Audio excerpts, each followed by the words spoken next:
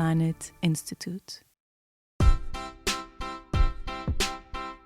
In 1916, John Dewey wrote that democracy has to be born anew every generation, and education is its midwife.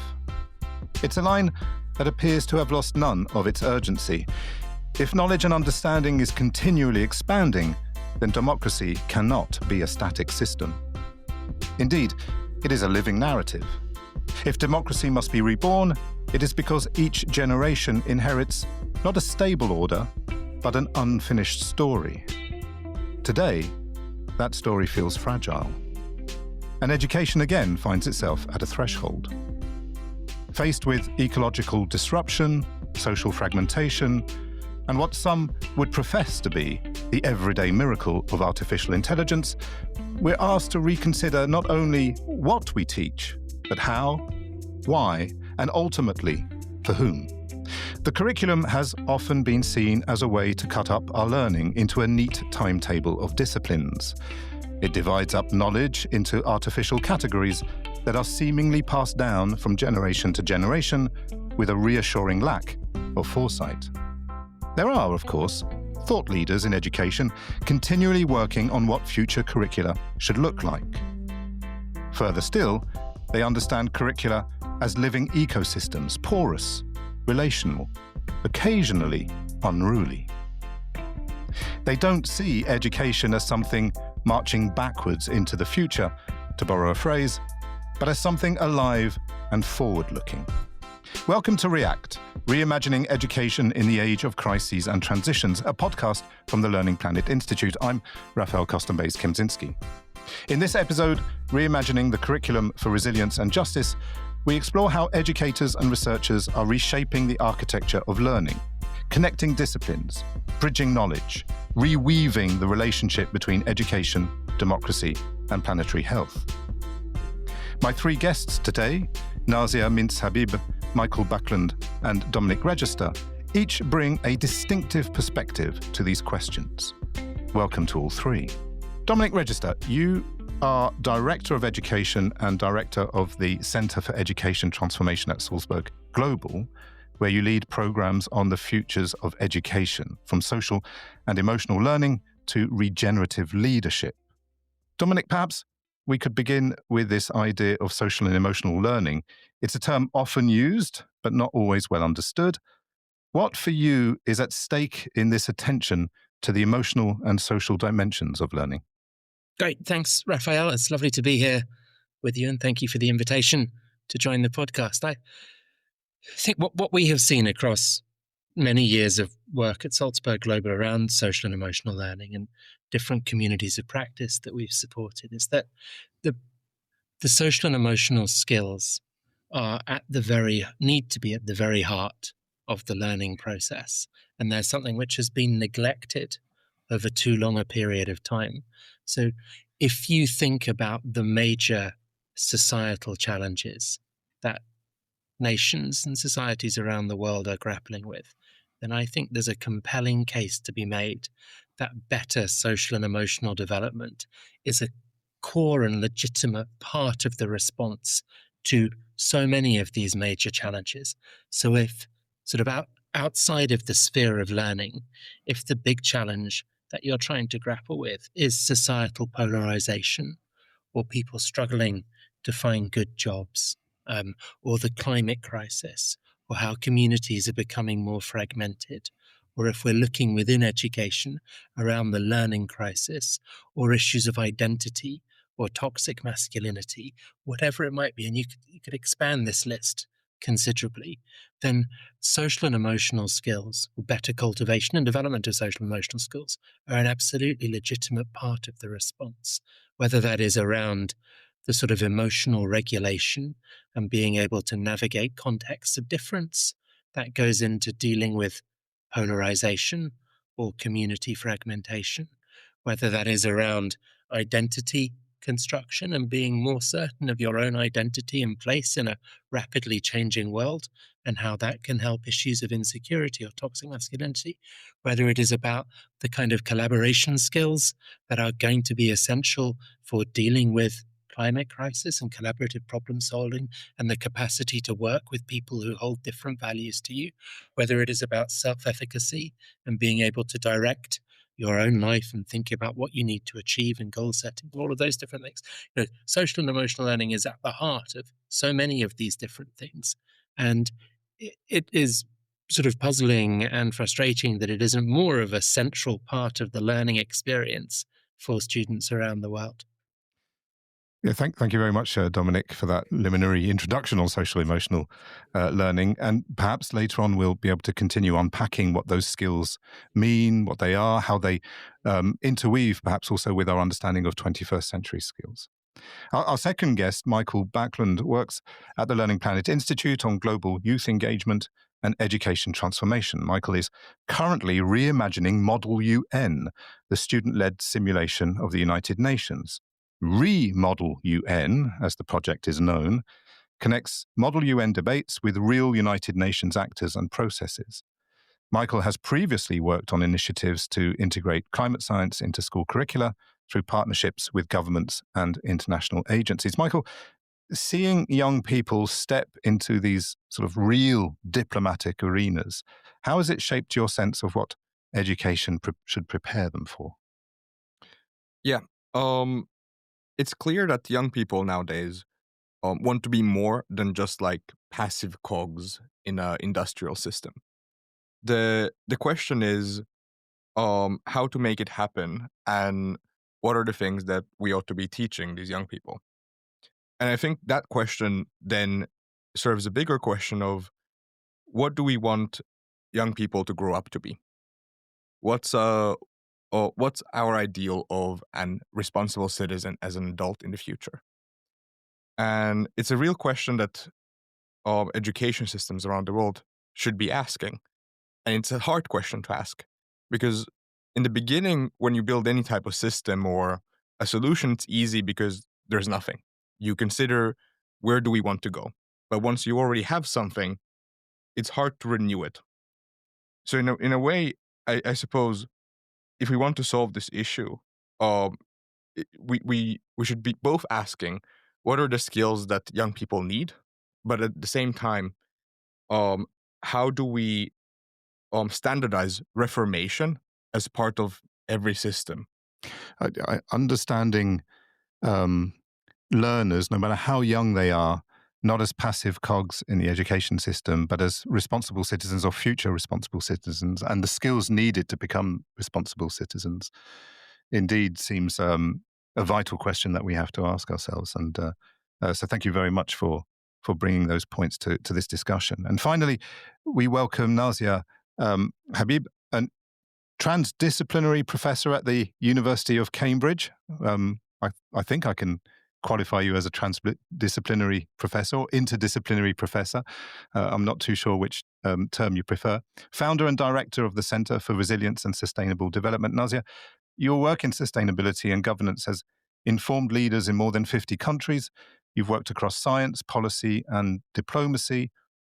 When you think of resilience, do you see it as a technical capacity or as something more human, something learned and lived?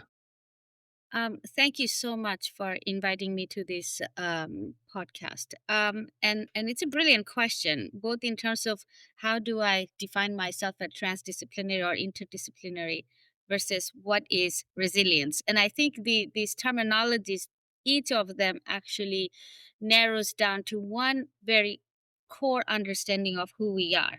So resilience actually starts from understanding the interaction between human and nature.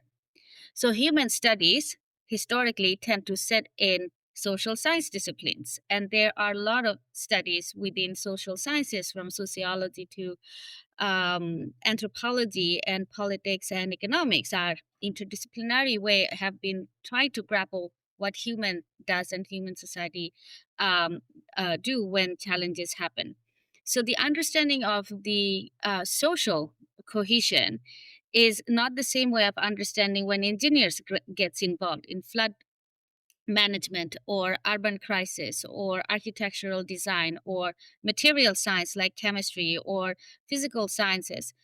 When they're looking at the nature and the interaction of nature with human sustainability, producing products and services that will make life a better place. Those two disciplines actually historically sat at two different places within our institutional academic circuit. Therefore, it is very difficult in the world that we live in academia to combine very, very high level of specific knowledge into each other, because we use very different terminologies. Even though we may be at the end of the day asking of the same understanding, is that how human and nature can coexist in the world without being so vulnerable and fragile to each other, because nature is just as fragile and vulnerable to human as much as human is vulnerable and fragile to nature. And you just saw that in just 2 days ago, Sri Lanka had one of the largest cyclone in the past history of 100 years. And unfortunately, it actually disrupts our travel plan to Sri Lanka. We were going to go to one of the universities and talk about exactly on this topic, what we understand about resilience in the future in Kandy. Now, unfortunately, that's not going to happen anymore because of the cyclone. So the interaction and understanding the cost that it associates at different level of physical and human well-being is big part of what is resilience. And resilience in education system is really about then looking at how do you organize knowledge that makes sense. So making sense is the understanding, and organizing knowledge is the job of the academics. However, when we sit in a very different places within academic environment, we are not organizing knowledge in the way that the young students who are seeing the connected world folding on top of each other makes sense to them. And this is where I see the fault line within resilience researchers like myself. We're so much struggling to break the silo within ourselves. We are not actually evolving the resilience based understanding in the education space enough. So I welcome the invitation to actually be here and talk about on this more. Thank you very much. It allows us to circle back to the term of planetary health that I mentioned in the introduction, and this idea that we have to have a holistic global approach to how we understand the way human civilization and nature, as you put it, are part of the same biosphere. Their systems are complex, but they're intertwined, part of the same planet that we coexist on. And you mentioned notions of resilience in education and the question of sense making. If we start with this notion of resilience, coming back to you, Dominic, because I hear resilience, I also hear the question of social emotional learning. Resilience isn't something we're necessarily born with. It's something that we can acquire and we can learn to adopt and adapt to face future contingencies, for instance. And you've helped shape programs that place emotional literacy alongside academic mastery. Sometimes when people hear social emotional learning, and I know this question's a bit cheeky, but sometimes when people hear social and emotional learning, they sometimes imagine mindfulness posters and breathing exercises. But what happens, but what does it really mean in systemic terms? And what happens when institutions take it seriously? One of the ways of coming into that question is to think about the scale of what so many organizations are trying to change within our education systems, and the way in which education systems across the planet are still very much modeled on a particular way of seeing the world and thinking about what we're preparing young people, the kind of world we're preparing young people for. And it is still the case, that the majority of these carry considerable colonial legacies. They're shaped around a particular idea of employment, which is modeled on a sort of 19th century imperial capitalist sense of how you make sense of the world and the sort of lives people will go on to lead. And classrooms today and the way the school day is structured and the way curriculum are organized are still very, very, recognizably close to how subjects and curriculum and things are organized in the 19th century. Absolutely. So when we're thinking, about the place of social and emotional learning and the impact that it can make. It's got to start with thinking about how each individual student is almost certainly going to live a different kind of life to the kind of life the education system that they're experiencing is actually preparing them for. Because the world, a quarter of the way through the 21st century has changed in many, many different ways. And we know that if we carry on with the current model of capitalism, for example,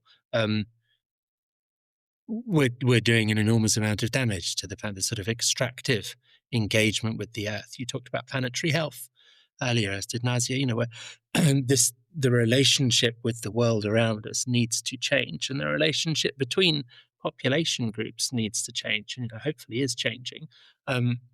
Social and emotional skills, with all the different component parts that go into that. So whether that is the team working in collaboration, whether it is the self-efficacy, whether it is the emotional regulation, whether it is developing empathy, for example, whether that's empathy across species, which is an important part of planetary health, whether it's empathy across populations and religions and ethnicities and so on and so forth.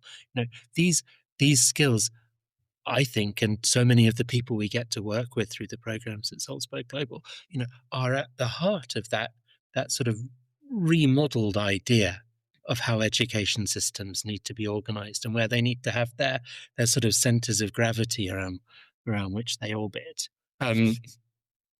So when you see it done really well, you see students, whilst they're still in primary school or secondary school education, having the agency, having the sense of self to be able to take action and make positive difference in the world, being able to work with students from different backgrounds and sort of model the kinds of behavior that it would be fantastic to see from more national leaders or system leaders.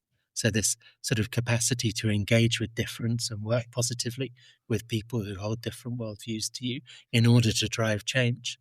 I can give one really good concrete example, I think, of where this happens very, very effectively. There's a project in the city of Medellin in Colombia, and a project called the Medellin Challenge, which is run by a sort of network of 12 schools serving very different students from very different socioeconomic backgrounds across the city of Medellin. And they are, the students are looking at how do they apply what they're learning in school to address the local manifestation of the kind of global challenges the Sustainable Development Goals look to address. So if you pick a Sustainable Development Goal, you think about how the problems it is talking about at a global scale look in the city of Medellin, and what can the students do to go out and address that based on what they know, what they're learning in school, but then also the sort of social and emotional spectrum of skills they need in order to engage local business leaders or local religious leaders or other schools in the community or whatever it may be. And the project has been running for about 5 years now. It's had a fantastic impact on the city, is now being picked up by other Colombian cities, is now being modeled in other places in the world. And at its heart, you have a sort of core set of social and emotional skills that the teachers in the 12 schools work with the students to develop before they kind of go out of the school gates and start trying to implement these projects. So you've got kind of agency, you've got efficacy, you've got the emotional intelligence to work with people in the same space as you with different priorities in order to achieve a positive change. You mentioned project-based something akin to project-based learning in the example you give, and I'm really glad that you brought the term also agency to the conversation, because it's a term that's out there and it's been out there for a number of years, a number of decades. And project-based learning also has been out there really probably since the beginning of the 20th century. There are already examples of the beginning of the 20th century. But I'd like to come back to those ideas in a minute. But just at the beginning, you mentioned the fact that a lot of the way we structure curricula today is still around academic disciplines and fields that are firmly rooted in the 19th century. And Nazia, coming back to what you were talking about earlier, so Cambridge is an institution that's older than the 19th century, dare I say. But how do you see sort of future-facing curricula emerging through the work that you're doing at the University of Cambridge? Great question. So when I founded the Resilience and Sustainable Development Research Center, I came at it from being a developing country, born and raised academic, having the access to this institution that is, almost a 900 years old now. And you just see the footprint of Newton, Darwin, and Karl Marx and others thinking all around the universe that one can think about. You turn the corner, you see where the DNA was invented, where the electricity was first connected to the telephone system. So when you sit in Cambridge, you start to ponder what is education. And I believe the education has two critical factors. One is knowledge, the other is learning. Knowledge is about structure in your mind of holding different information. Knowing that Newton and Darwin both have lived in Cambridge and then DNA was invented at the same time, we also have a very strong socialist education platform in Cambridge. They all coexist. But until we go through a life experience of knowing that inequality happens even in cities like Cambridge, because system of reproduction of knowledge does not necessarily mean economic growth. Therefore, cities in Cambridge, when you come as an outsider, you get to see the different fraction of the society that does not actually work together.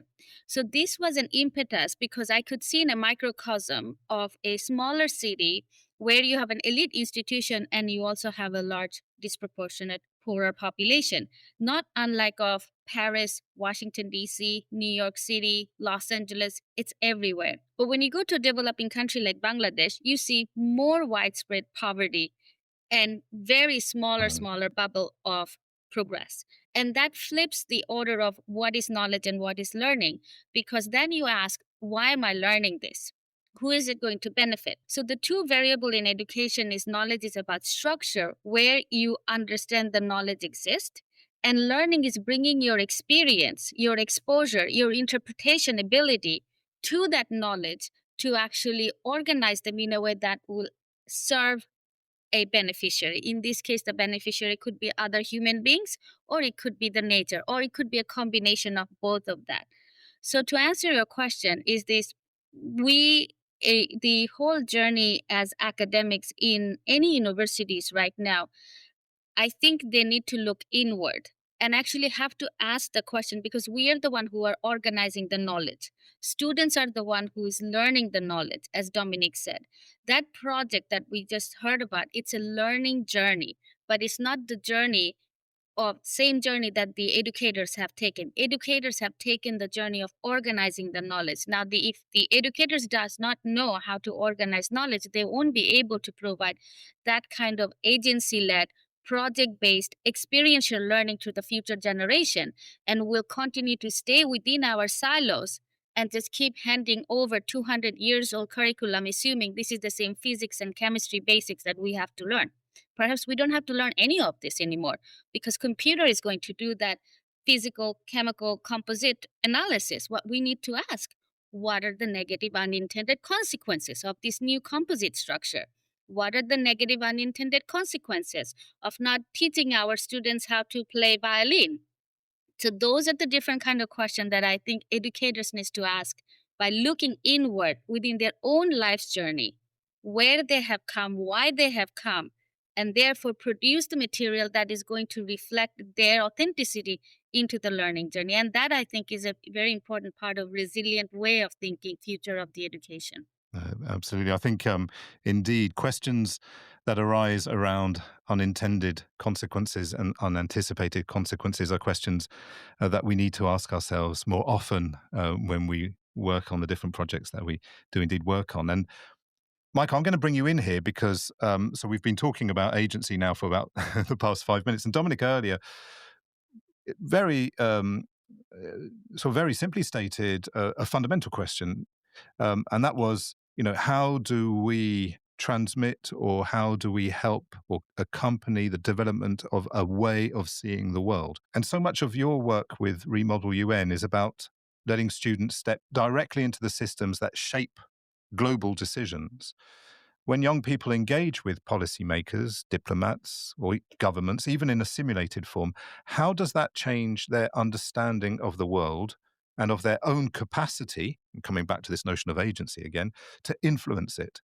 And perhaps if I can add just one other question, how does that shape the learning experiences you design?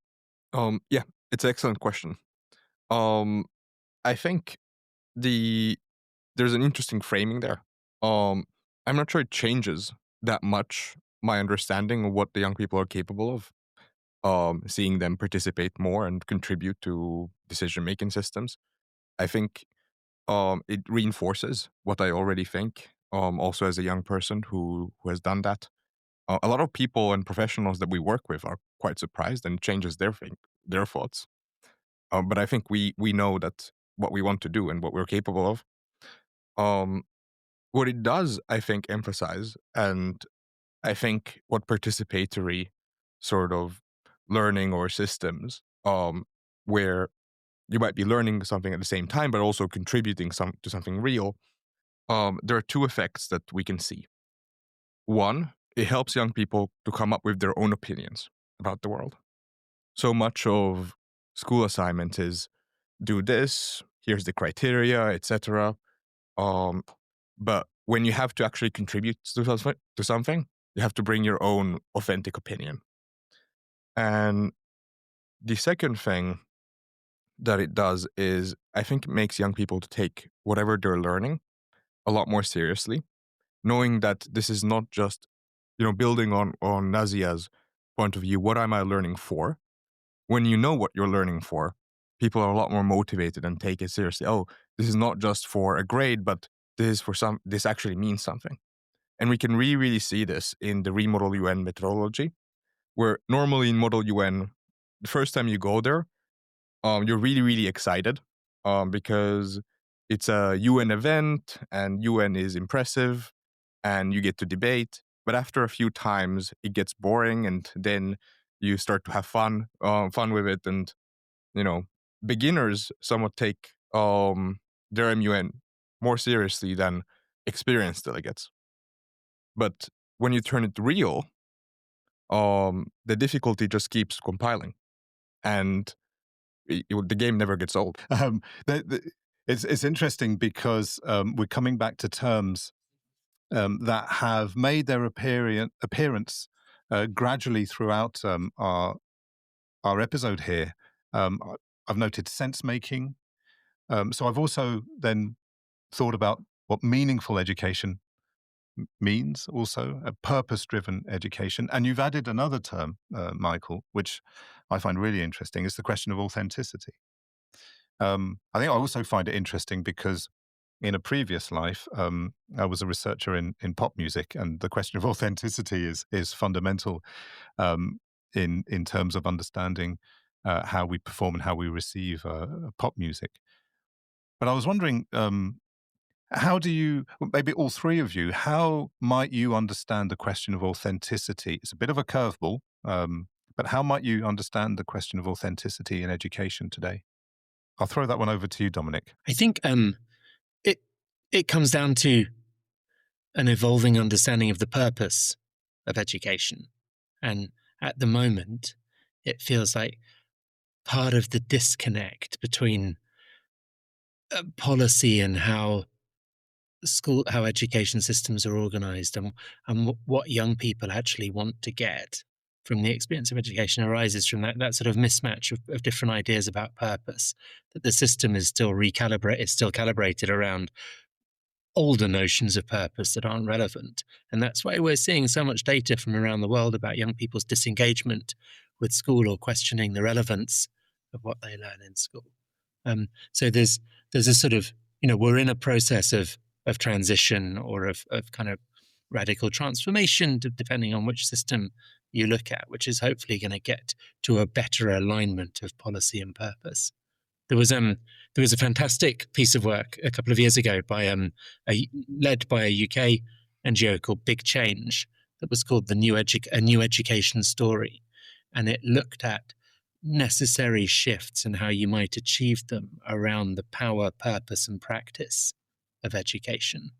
And it catalyzed some really interesting initiatives like the Big Education Conversation, that was a way of bringing together intergenerational groups in countries around the world to think about those evolving ideas of the core purpose of education and how we could close that gap that might exist between what young people think the purpose of education is for them or should be, and what the policymakers and teachers who are responsible for delivering the curriculum as it currently is think the purpose of education is.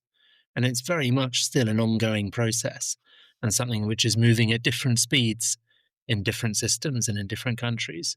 But I would say, to come back to your question around the sort of issue of authenticity in education, it is around that, the sort of the mismatch around purpose and what that does for trust within the system. So it brings into question the question of indeed of trust. Nazia?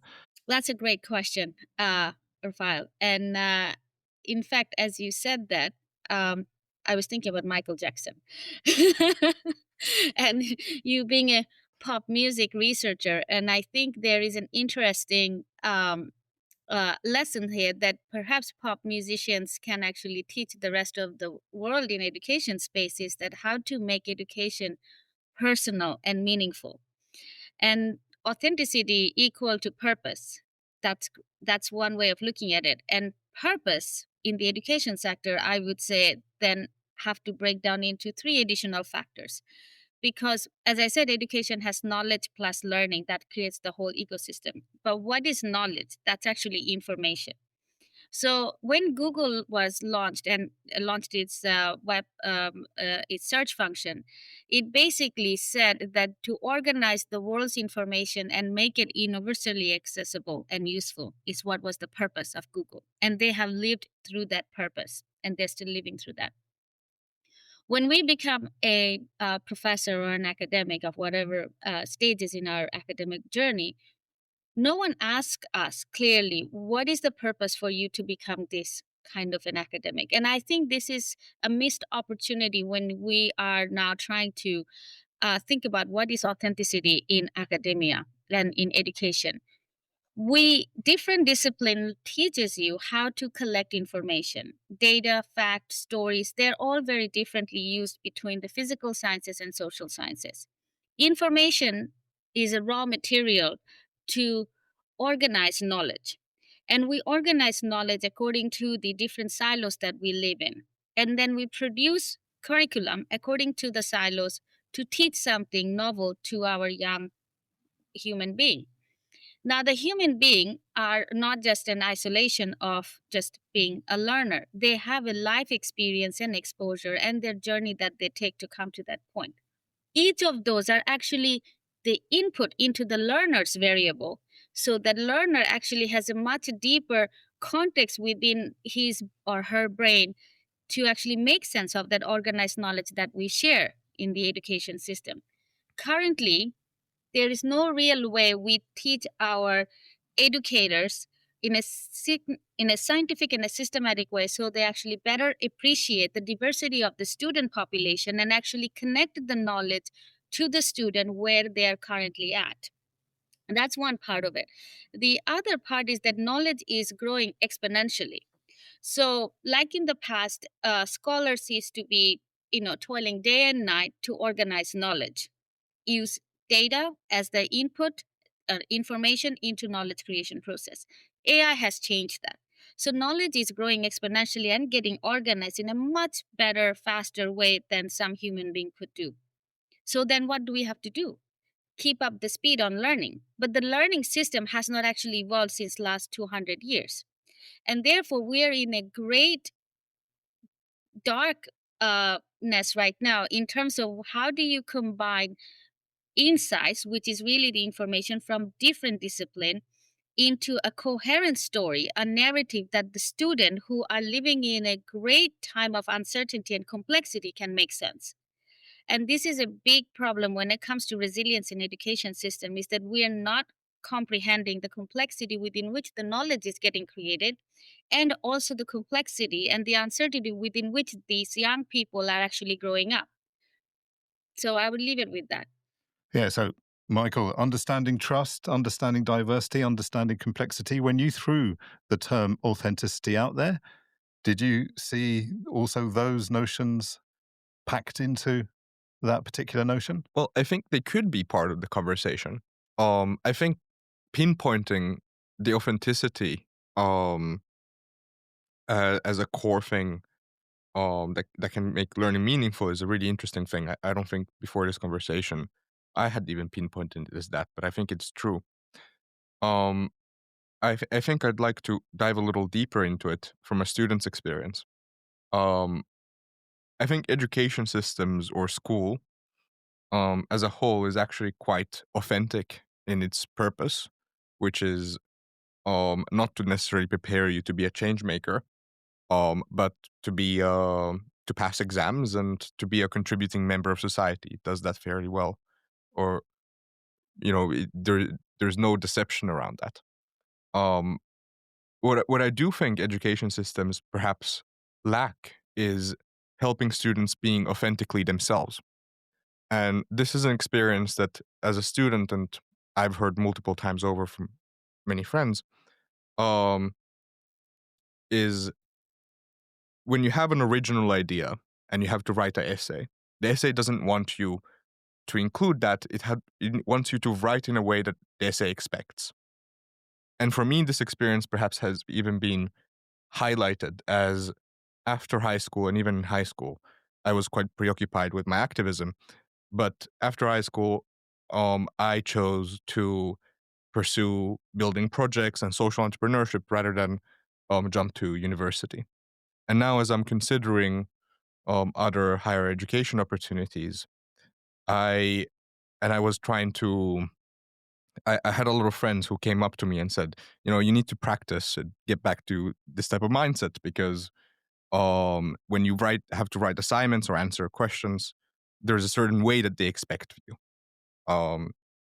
And it would this type of idea and of rather than trying to assess students from their own ideas and criticism and this kind of stuff, it suppresses creativity and Yeah. authenticity, I suppose. I should explain to our listeners that you are indeed a youth activist, as you just mentioned, and that you're 22 years old. So your perspective from that youth angle is both credible and legitimate as we talk.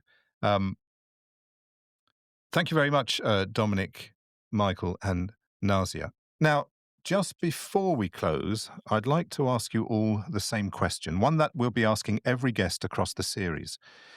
If you could go back to your student days, or perhaps forward to imagine a curriculum not yet written, what subject would you have liked to study but never had the chance to? It might be something you weren't offered or something that doesn't yet exist. Dominic, let's start with you.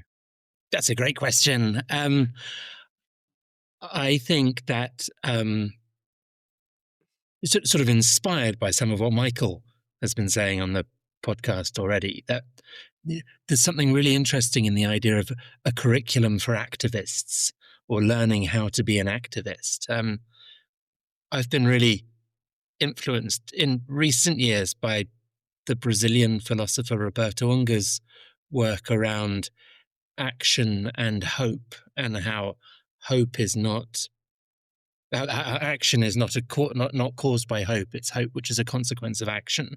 And so thinking about the role of sort of individual agency and activism. And I would love to have had more opportunities in my schooling, I think, to exercise agency and activism and think about the skills that go into it. I feel it's something I've come to later in life.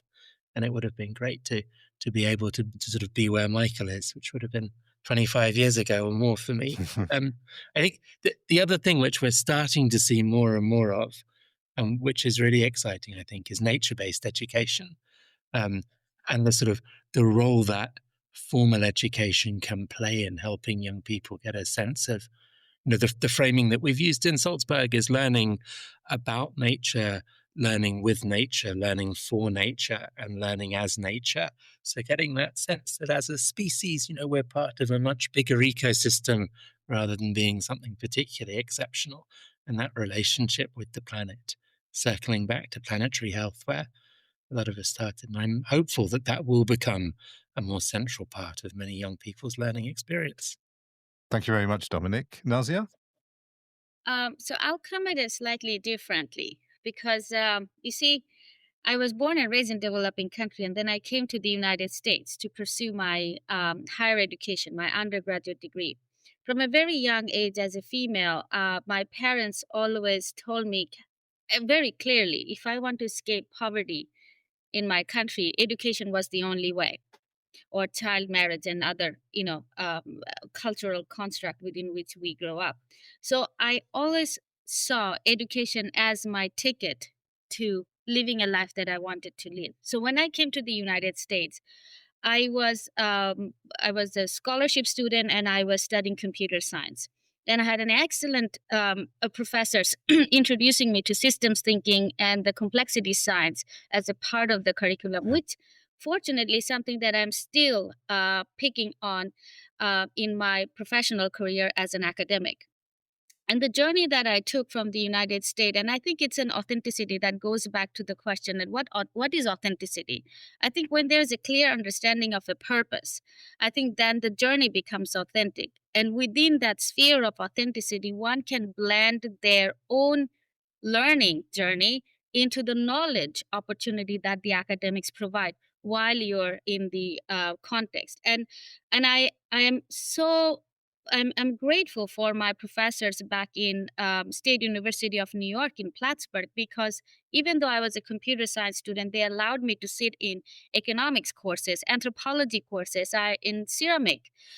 So I ended up actually majoring in two, and minor, which is in the United States, State University of New York system, you do major in specific subject areas, and you do minor in other areas where you have interest. So I ended up minoring in ceramic.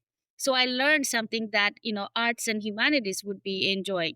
And still remember my final project where I produced a ceramic female structure which was roped around with rope, depicting how I felt like I was strangled in my embodiment. Now, looking back into that experience, it is still an authentic way of me constantly trying to find a way to express myself as an educator when I meet my students.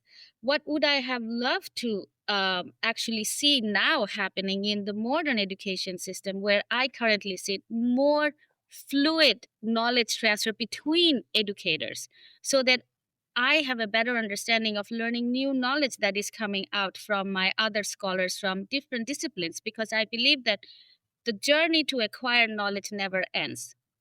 Therefore, what do I wish in the future? I want a more transdisciplinary community across us, where we can easily access new knowledge, new form of understanding, and new form of data sets, so that we can then compile them the authentic way with the purpose that we have identified is my purpose. So for me as an academic, my purpose is to create a transdisciplinary method sets, so that students from engineering can actually do a better flood resilience management research. And I currently have a PhD student who has made me so happy, because she has taken a methodology that I developed for the diplomacy. And she has taken that into engineering and civil engineering research, PhD research, and she has developed a more nuanced understanding how to improve bridges in mountainous areas of Himalayas in India, and proved that how this new design needs to be more authentically connected to the local community and their use case for the bridges, because the bridge was built from a very Western perspective of what's going to be traveling on top of it versus who actually uses at the end of the day. And that's a transdisciplinary scholarship, and that's a purpose. So my going forward future hope is that we educators ourselves continue to educate in a more transdisciplinary way, so we can support young people better in the transdisciplinary complex world that they are living. today and will continue to live as we see geopolitics and climate change and intercultural clashes growing in a unprecedented way. Fascinating. Thank you very much, Nazia. And finally, Michael. Yeah. I recently started to read a book called Ignorance. Yes. Which may sound a little counterintuitive, but that's the point.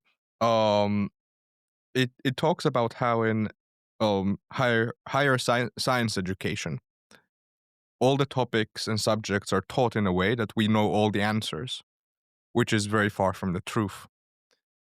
I feel like something that could have been really fun, and I think it's an experience that, as a young person who gets involved more in different decision making or global impact processes, you see more as you get more familiar with the UN or such, how really everything around us is really like a patchwork. It's kind of like growing up and having an idea of um your parents and then realizing they're just adults. Uh, the I think it could have been really fun to have a class called incompetence. And it would have been really funny to ace incompetence.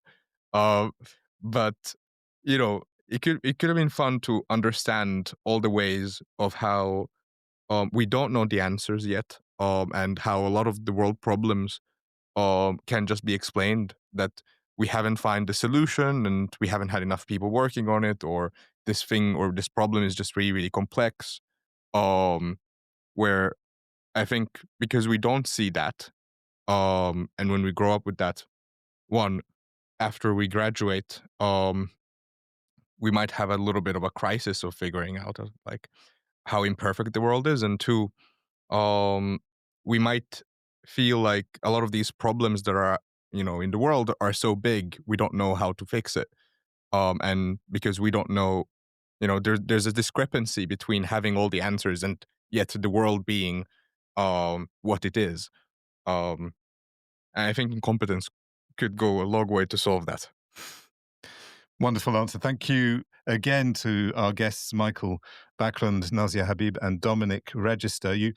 We're recording this in a hybrid format, so at times you might have heard electronic gizmos expressing themselves during the recording. Maybe it's the rise of the age of AI that's actually occurring as we speak. You've been listening to React, Reimagining Education in the Age of Crises and Transitions, a podcast from the Learning Planet Institute, recorded as part of the Learning Planet Festival in celebration of International Day of Education. My thanks to our guests and to you for listening. I'm Raphael Costambeys-Kempczynski. Thank you for joining us in this continuing experiment in hope. And a special thank you to our production team, Etienne Carlen, Marie-Angelica Mejia Caceres, and Edouard Picard, for bringing these conversations to life.